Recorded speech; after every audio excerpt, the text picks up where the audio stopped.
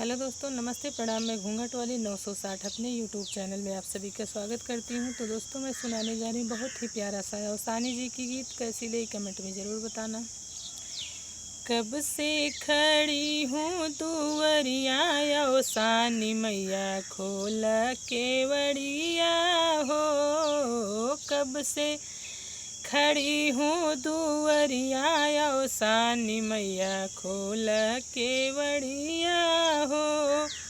सोने के थाली में जेवना बनवली, सोने के थाली में जेवना बनवली। धीरे धीरे तोहका जेवऊ भैया अवसानी मैया खोल केवड़िया हो। धीरे धीरे तोहका जेवऊ भैया अवसानी मैया खोल केवड़िया हो।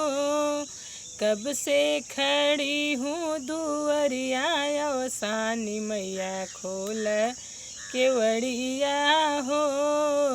कब से खड़ी हूँ दुवरिया अवसानी मैया खोल केवड़िया हो।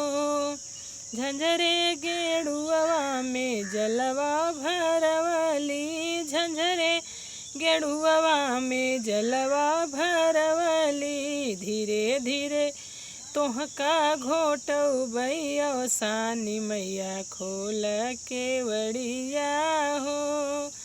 धीरे धीरे तोहका घोटऊ भैया अवसानी मैया खोल केवड़िया हो। कब से खड़ी हूँ दुवरिया अवसानी मैया खोल केवड़िया हो। कब से खड़ी हूँ दुवरिया अवसानी मैया खोल केवड़िया हो। लवंगा लाची कबीरवा जोरवली, लवंगा लाची के बीरवा जोरवली। धीरे धीरे तोहका कूचऊ भैया अवसानी मैया खोल केवड़िया हो। धीरे धीरे तोहका कूचऊ भैया अवसानी मैया खोल केवड़िया हो। कब से खड़ी हूँ दुवरिया अवसानी मैया खोल केवड़िया हो। कब से खड़ी हूँ दुवरिया अवसानी मैया खोल केवड़िया हो।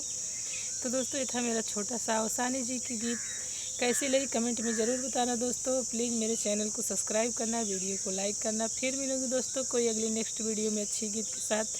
तब तक के लिए नमस्ते, प्रणाम।